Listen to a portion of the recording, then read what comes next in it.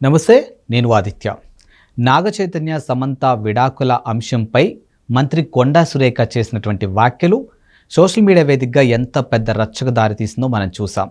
ఈ అంశం మీద నటి సమంత, నాగార్జున కుటుంబ సభ్యులు, అలాగే పలువురు సినీ ప్రముఖులు కూడా స్పందించారు. అది కూడా మనం చూసాం. ఇక తాజాగా నాగార్జున మంత్రి కొండా సురేఖపై నాంపల్లి కోర్టులో క్రిమినల్ అండ్ పరువు నష్టం కింద కేసు వేశారంటూ ఒక వార్త అయితే వినిపిస్తుంది. మరి దీని గురించి మాట్లాడడానికి ప్రస్తుతానికి మనతో పాటు స్టూడియోలో ఉన్నారు ప్రముఖ సినీ క్రిటిక్ యజ్ఞమూర్తి గారు. సార్ని అడిగి మరిన్ని విషయాలు తెలుసుకుందాం. సార్ నమస్కారం. సార్ నమస్తే ఆదిత్య. నిన్న జరిగినటువంటి ఇష్యూ ఏదైతే నాగచైతన్య సమంత విడాకుల అంశంలో కొండా సురేఖ చేసినటువంటి వ్యాఖ్యలు మనం చూసాం. చాలామంది సెలబ్రిటీస్ స్పందించారు. ఇప్పుడు తాజాగా నాగార్జున మరో స్టెప్ తీసుకొని నాంపల్లి కోర్టులో క్రిమినల్ అండ్ పరువు నష్టం కింద కేసులు వేసినట్టు ఒక వార్త వినిపిస్తుంది. మరి అసలు దీని గురించి మనం చర్చించుకోవాల్సి వస్తే ఏ విధంగా చర్చించుకోవచ్చు? ఏదేమైనా బట్టి కూడా కొండా సురేఖ గారు నిన్న చేసినటువంటి వ్యాఖ్యలు ఏవైతే ఉన్నాయో అవందరికీ కూడా షాక్ కలిగించాయి. అంటే ఒక మంత్రి పదవిలో ఉన్న ఆమె ఒక అంత బాధ్యత రాహిత్యంగా అలా ఒక వ్యక్తిగత జీవితంలోకి వెళ్ళి అలాంటి భయంకరమైనటువంటి అభాండాలు, దాన్ని అంటే అది నిజమా కాదా ఎవరికి తెలీదు. నిజం అంటే ఆధారాలు లేకుండా అలాంటివి చేయటం, పైగా నీ దగ్గర ఒకవేళ ఆధారాలు ఉన్నాయి అనుకుందాము, కానీ అలా ఓపెన్గా అంటే వాళ్ళ మొత్తం ప్రతిష్టంతా భంగం కలిగించేటట్లుగా ఆ విధంగా మాట్లాడటం అనేది ఒక మంత్రి స్థాయిలో ఉన్న వ్యక్తి చేయదగ్గ పని కాదు. నాగార్జున గురించి ఆమెను యాక్చువల్గా చెప్పాలంటే సమంతని ఆమె ఏమి హర్ట్ చేయలేదు. అక్కడ ఎవరిని హర్ట్ చేశారు? నాగార్జునని హర్ట్ చేశారు, నాగచైతన్యని హర్ట్ చేశారు. సో ఎంత భయంకరమైన ఎలిగేషన్ అది. ఆయన డిమాండ్ చేస్తే అన్కన్వెన్షన్ కూల్చివేయకుండా ఉండాలంటే సమంతని నా దగ్గర పంపు అని కేటీఆర్ డిమాండ్ చేస్తే నాగార్జున వెళ్ళాలి అని చెప్పేసి వీళ్ళు బలవంత పెట్టారు, ఫోర్స్ చేశారు అని చెప్పి నాగార్జున మీద ఆమె చేసిన ఎలిగేషన్స్ ఏవైతే ఉన్నాయో అది అత్యంత దారుణమైనటువంటి ఎలిగేషన్ అనే చెప్పాలి. సో ఇది అంటే సాధారణంగా ఇలాంటి వాటిని చూసి నవ్వుకునే ఆర్జీవీ సైతం దానికి ఆయన రెస్పాండ్ అయిన విధానం, తన ఎక్స్ ఖాతా ద్వారా రెస్పాండ్ అయిన విధానం చూస్తేనే సురేఖ ఆమె అంటే ఏ స్థాయికి అంటే తన వ్యక్తిత్వం పడిపోయింది అని మినిస్టర్గా ఉండి కూడా ఇప్పుడు దాకా ఆమె సంపాదించుకున్నట్టు ఆమెకు ఉన్నటువంటి ఒక డిగ్నిఫైడ్ పర్సన్ అని ఏదైతే ఉందో మొత్తం ఒక దెబ్బకి పోగొట్టుకుందనే చెప్పాలి ఆమె. సో ఆమె అలా చేసినప్పుడు అక్కడ సమంతను ఆమె తక్కువ చేయాల. సమంత నాగార్జున వాళ్ళు ఫోర్స్ చేసినా కానీ వెళ్ళనని అంటే అప్పుడు వీళ్ళు పంపించేశారు విడాకులు ఇచ్చి అని అలాంటి ఆరోపణ చేశారు. నిజానికి అసలు సంబంధం లేదు. ఆమె కేటీఆర్ని తిట్టాలనుకుంటే కేటీఆర్ని తిట్టచ్చు, అంతేగాని దాంట్లోకి వేరే వాళ్ళని సంబంధం లేని వాళ్ళని తీసుకొచ్చేసి వాళ్ళ గురించి వాళ్ళ వ్యక్తిగత జీవితాన్ని హేయంగా మాట్లాడటం అది అంటే ఎవరూ కూడా టాలరేట్ చేసే విషయం కాదు. అందుకని మీకు ఒక హ్యాష్ ట్యాగ్ కూడా నడుస్తూ ఉంది. Telugu film industry do not tolerate అని ఏదో అట్లా ఉంది. ఆ టైప్ ఆఫ్ హ్యాష్ ట్యాగ్ కూడా పెట్టి ఇప్పుడు అందరూ కూడా చేస్తూ ఉన్నారు. జూనియర్ ఎన్టీఆర్ దగ్గర నుంచి మహేష్ బాబు కూడా. సాధారణంగా మహేష్ బాబు ఇలాంటి వాటికి దూరం ఉంటాడు. ఎవరి దాంట్లోకి ఇట్లా వివాదాస్పద అంశాల్లోకి అసలు రాడు అతను.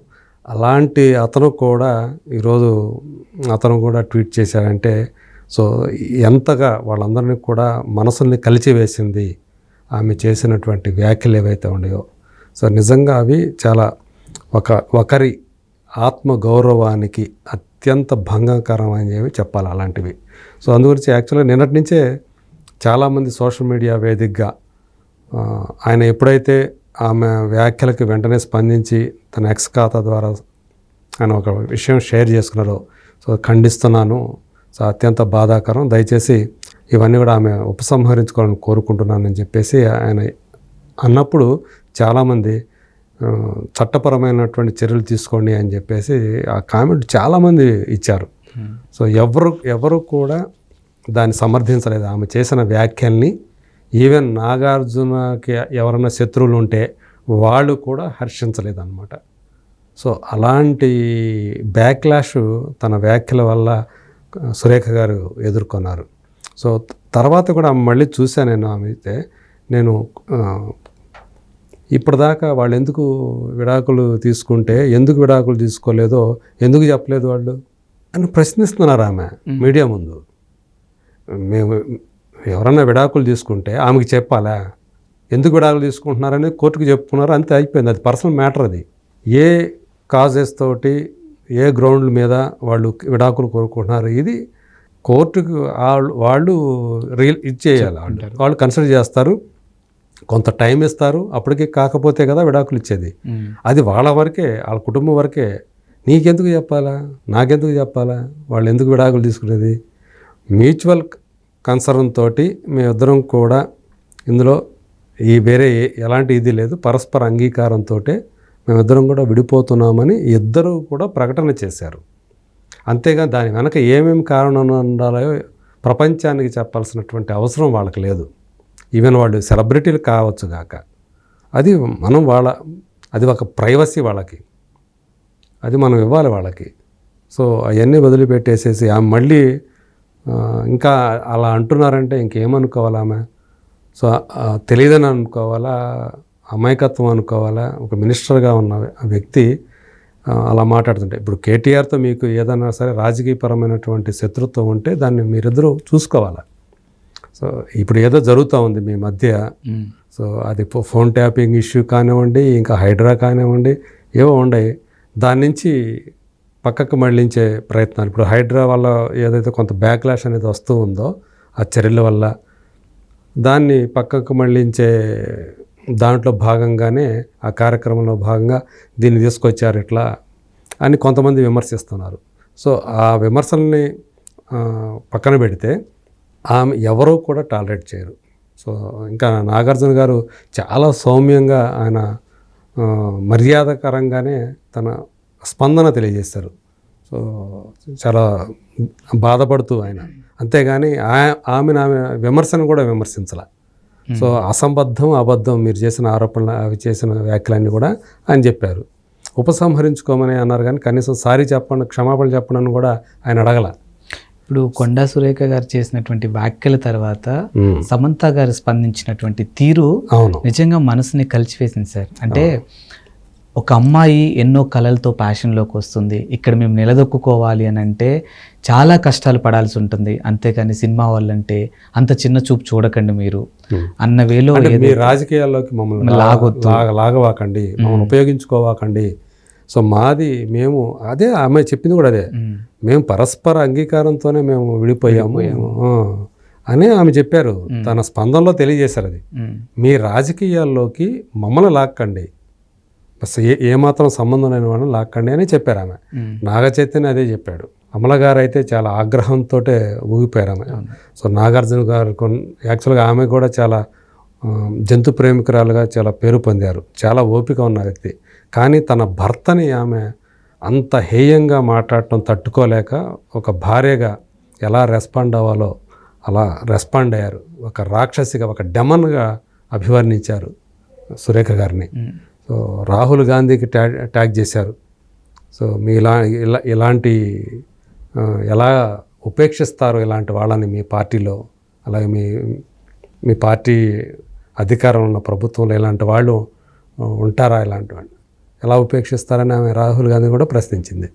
సో అంత కోపావేశాలతోటి అది చూస్తే ఆమె వేదన అర్థమవుతుంది మనకి. అమలా అట్లాగే తల్లి చేసినటువంటి దాన్ని మళ్ళీ తను రీట్వీట్ చేశారు అఖిల్. సో ఆమెకి సపోర్ట్గా నిలుస్తున్నానని చెప్పారు. నువ్వు ఏదైతే అడిగావో 100% కరెక్ట్ అని. సో ఆయన మార్నింగ్ అయితే వైజాగ్లో ఉన్నాను, నేను హైదరాబాద్ వచ్చిన తర్వాత ఆ కేసు వేస్తానని నాగార్జున గారు అన్నట్టు వచ్చింది, న్యూస్ వచ్చింది. సో ఇప్పుడు మళ్ళీ లేటెస్ట్ సమాచారం ప్రకారం నాంపల్లి కోర్టులో ఒక పక్క క్రిమినల్ కేసు, ఇంకోటి పరువు నష్టం కేసు, రెండు కూడా అంటే కుటుంబాన్ని లాగినందుకు, కుటుంబం పరువు మంటగలిపే రీతిలో మాట్లాడేందుకు, అలాగే ఆయన వ్యక్తిత్వాన్ని హననం చేసే విధంగా తప్పుడు మాటలు మాట్లాడేందుకు క్రిమినల్ కేసు కూడా ఆయన పెట్టారు. యాక్చువల్గా అసలు పోలీసు కూడా కేసు కూడా పెట్టి ఉండాల్సిందని చెప్పి విశ్లేషకులు సలహాలు ఇస్తున్నారు. అలాగే ఈ విషయంలో ఏంటంటే సినిమా ఇంతమంది ఈ మధ్యకాలంలో సినిమా హీరోలు కానివ్వండి, సెలబ్రిటీలు కానివ్వండి ముందుకు వచ్చి ఒక ప్రభుత్వంలో బాధ్యురాలుగా పదవిలో ఉన్నటువంటి మంత్రి పదవిలో ఉన్నటువంటి ఒక వ్యక్తి మీద, గౌరవప్రద వ్యక్తి మీద ఇంతమంది ఆమెకు ఖండిస్తూ మాట్లాడటం అనేది, ఆమె చేసిన ఏదైతే వ్యాఖ్యలు ఉండేవో అవి గర్హనీయమని చెప్పి మాట్లాడటం అనేది, ఇది మాత్రం ఇప్పుడు దాకా ఈ మధ్యకాలంలో మనం చూడలేదు అది. సో ఇక్కడ మనకి ఒక ఐకమత్యం చిరంజీవి గారి దగ్గర నుంచి మహేష్ బాబు, జూనియర్ ఎన్టీఆర్, అది చెప్పాలంటే జూనియర్ ఎన్టీఆర్ వేసినటువంటి ట్వీట్ వల్లే మిగతా వాళ్ళందరూ కూడా కదిలారు. అందరికంటే ముందు ఆయనే వేశారని చెప్పాలి. ఒక స్టార్ హీరో అయి ఉండి, సో ఆయన ప్రస్తుతం ఆయన సినిమా కూడా ఆడుతుంది, కానీ ఆయన ఎంతో ధైర్యంగా ఆయన సురేఖ గారిని ఖండిస్తూ విమర్శిస్తూ ఆయన మాట్లాడారు. సో ఆ తర్వాత ఒక్కొక్కరుగా ముందుకు వచ్చి సో మనం వాళ్ళ అభిప్రాయాన్ని వ్యక్తం చేయడం మనం చూసాం. సో ఇది కేవలం మాట్లాడటమే కాకుండా కార్యాచరణ కూడా ఉండాలి. ఎందుకంటే చిత్రసీమ అంటే సెలబ్రిటీలు అంటే చాలా సాఫ్ట్ టార్గెట్, మళ్ళీ మన జోలికి రారు, ఏం చేసినా పడి ఉంటారు అనే అభిప్రాయం రాజకీయ నాయకుల్లో బాగా పాతుకుపోయి ఉందని చెప్పి మనకి ఈ ఇన్సిడెంట్ మరోసారి రుజువు చేసింది. సో ఖచ్చితంగా కార్యాచరణ అనేది ఉండాలి. మళ్ళీ ఎవరో కూడా సినిమా వాళ్ళని టార్గెట్గా చేసుకొని ఇష్టం వచ్చినట్లు మాట్లాడకుండా, ఒకవేళ మాట్లాడితే ఏం చేయాలి అనే దాని మీద అందరూ మాట్లాడుకోవాలి. దీనికి సంబంధించిన కార్యాచరణ ఒకటి సినిమా ఇండస్ట్రీ వాళ్ళు చేయాలి. పెద్దన్న అయినటువంటి ఫిలిం ఛాంబరు, అలాగే ఫిలిం ఫెడరేషన్ ఆఫ్ ఇండియా ఒకటి ఉంటుంది.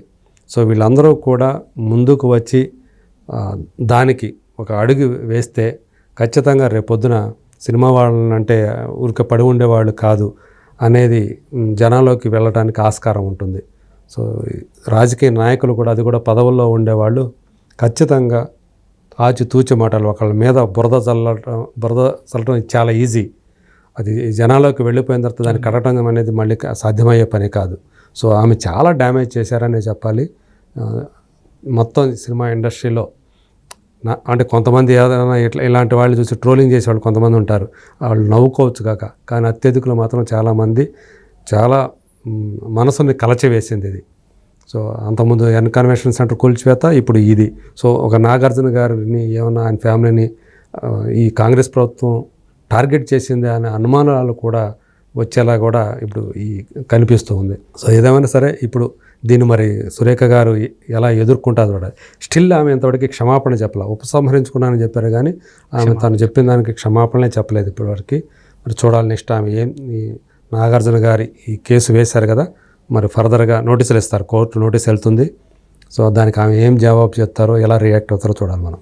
సార్ మీరు చెప్పండి సార్, ఇప్పుడు ఒక సినీ క్రిటిక్గా గత కొంతకాలంగా మీరు ఫీల్డ్లో కొనసాగుతూ ఉన్నారు. కుటుంబ పోషణలో భాగంగా చాలామంది ఉద్యోగం చేస్తూ ఉంటారు, కానీ వాళ్ళకంటే ఒక ప్యాషన్ ఉంటుంది. అవును, అది ఓవర్కమ్ చేసి ఎన్నో ఒడిదుడుకులు, ఎన్నో మాటలు, ఎంతోమందిని ఎదుర్కొని, ఎక్స్పెషల్ ఇండస్ట్రీ ఫీల్డ్ అంటేనే కొంచెం చిన్న చూపు చూస్తూ ఉంటారు. అలాంటిది రంగుల ప్రపంచంలోకి వచ్చి ఇక్కడ నిలబడి ఇక్కడ నిలదొక్కుకోవడానికే చాలా కష్టాలు పడుతూ ఉంటారు. ఇప్పుడు మారుతున్న టెక్నాలజీ ప్రకారం చాలామంది ఇప్పుడిప్పుడే ఓవర్కమ్ చేసి ముందుకు వస్తున్నారు. ఇలాంటి తరుణంలో ఇలాంటి మాటలు వింటూ ఉంటుంటే చాలామంది పేరెంట్స్ కానీ కుటుంబ సభ్యులకు భయపడే సందర్భాలు మనం చూస్తూనే ఉన్నాం. సో ఓవరాల్గా అసలు ఈ కాన్సెప్ట్లో ఈ టెక్నాలజీ వల్లే ఇదంతా ఎఫెక్ట్ అవుతుందంటారా, లేకపోతే నిజంగా ఈ రాజకీయాలు వేరు సినిమా వేరు అనే గతంలో చూసాం, ఇప్పుడు రెండు ఒకలాగా చూస్తున్నారు. అసలు ఏంటి సార్ ఇది మొత్తానికి? టెక్నాలజీ అంటే ఇప్పుడు మనం చూసాం సోషల్ మీడియా యుగంలో మనం ఏది చేసినా కానీ వెంటనే, అంటే అది కూడా ఫేస్ వాల్యూ ఉన్నవాళ్ళు, సెలబ్రిటీ లాంటి వాళ్ళు కనుక ఏం మాట్లాడినా ఏం చేసినా అది వైరల్ అయిపోతూ ఉంటుంది. సో ఇప్పుడు ఇది అలాగే ఇంటింటికి వెళ్ళిపోయింది. ఇది సురేఖ గారు చేసినటువంటి ఆ వ్యాఖ్యలు ఏవైతే ఉండేవో ప్రతి ఇంటింటికి వెళ్ళిపోయింది. ఎగ్జాక్ట్లీ. ఇది మరి ఎంత అంటే ఆ ఫ్యామిలీకి సంబంధించిన నాగార్జునకి ఎంత మనస్తాపం కలిగించి ఉంటుంది. ఆయన నిద్రపోయి ఉంటారా, ఫ్యామిలీ మొత్తం నిద్రపోయి ఉంటారా అసలు? సో రాత్రి వాళ్ళు ఎలాంటి ట్రామా, నిన్నంతా కూడా ఆ హీట్ ఎన్ని ఫోన్లు వచ్చి ఉంటాయి వాళ్ళకి, ఎన్ని కామెంట్లు వచ్చి ఉంటాయి వాళ్ళ మీద, ఎంతగా అంటే ఆమె చేసింది ఏదైతే ఉందో అది చిన్నది కాదు. అది వేరే అయితే పర్వాలేదు, ఆస్తులు గొడవలో ఇంకోటైతే కాదు, వాళ్ళ వ్యక్తిత్వాన్ని, క్యారెక్టర్ మొత్తాన్ని దెబ్బతీసే విషయం కదా అసలు మొత్తం కూడా. అంటే దాన్ని ఎలా చెప్పాలో కూడా మాటలు నాకు రావట్లా. మళ్ళీ వేరే వాళ్ళు అయితే మాట్లాడతారు, కానీ కొంచెం నాలాంటి వాడికి అయితే దాన్ని ప్రస్తావించడం కూడా ఇబ్బందికరమైనటువంటి, అంటే నాగార్జున గారిని ఆమె ఎలా అక్కడ మార్చేసింది అనేది దానికి ఒక ఓడు ఉంది, కానీ ఆ ఓడు చెప్పడానికి కూడా నాకు మనస్కరించట్లేదు. అంటే ఇంకా జనాలే ఎట్లా భావించుకొని ఉంటారు? దానికి ఒక పేరు ఉంది, అవును, 5 అక్షరాలు 5 అక్షరాలు ఉంటాయి దానికి. అర్థమైంది. సో అంత కష్టం చాలా దాన్ని. నాకు తెలిసి ఆ ఫ్యామిలీ అంతా కూడా నిన్న మరి వాళ్ళకి నిద్ర అనేది ఉండదు. ఈరోజు కూడా కొన్ని రోజుల పాటు ఈ వేదన ఏదైతే ఉంటుందో వాళ్ళని వెంటాడుతూ ఉంటుంది. ఎస్. సో ఇలాంటి ఈ టైంలో ఇప్పుడు మీరు అన్నారు టెక్నాలజీ యుగం. ఏదైనా సరే ఒకరిని టార్గెట్ చేస్తే దాన్ని ఏ రకంగా అయినా సరే మార్ఫింగ్లను వచ్చాయి, అయ్యో వచ్చాయి. అసలైన వాళ్ళని కాకుండా దాన్ని మార్ఫింగ్ ఫోటోలు చేసి, అంటే నువ్వు టార్గెట్ చేస్తే వాళ్ళని పరువు ఎలా తీయచ్చు అనేది కూడా చాలామంది టెక్నిక్లు వచ్చాయి. అలాంటిది ఒక మాట మాట్లాడేటప్పుడు మనల్ని ఇవాళ 1000 కళ్ళు కాదు 1,00,000 కళ్ళు వాచ్ చేస్తూ ఉంటాయి. సో అందుకని బయట ఉన్నప్పుడు సామాన్య మానవుడికే ఇది లేదు, ఈరోజు ప్రైవసీ లేదు. అలాంటిది ఒక సెలబ్రిటీకి ఎలా ఉంటుంది అసలు? కొంచెం కూడా వాళ్ళ మీద ఏదైనా మరకబడితే అది దాని ఎఫెక్ట్ చాలా ఎక్కువగా ఉంటుంది. సో రెగ్యులర్గా వచ్చే గాసిప్స్ లాంటిది కాదు కదా ఇది. వేరే వాళ్ళు మాట్లాడుతున్నారు, కొన్ని ఉంటాయి కదా. ఒకప్పుడు ఎల్లో జర్నలిజం అని ఉండేది, సో బూతు పత్రికలు అని ఉండేవి, బూతు మీడియా అని ఉండేది. వాళ్ళు చేసేవాళ్ళు. ఈయన ఇది కూడా అన్నాడు, 4th గ్రేడ్ వెబ్సైట్లు కూడా వాడని భాషని ఆమె వాడింది అని చెప్పి ఆర్జీవి అన్నాడంటే, ఆయనకు కూడా ఆమె వాడిన ఇది నచ్చలేదు అంటే ఇక దాన్ని బట్టి ఆమె తను ఏం మాట్లాడింది అనేది ఆమె ఒకసారి తనను తాను పునఃపరిశీలన చేసుకుంటే అర్థమవుతుంది.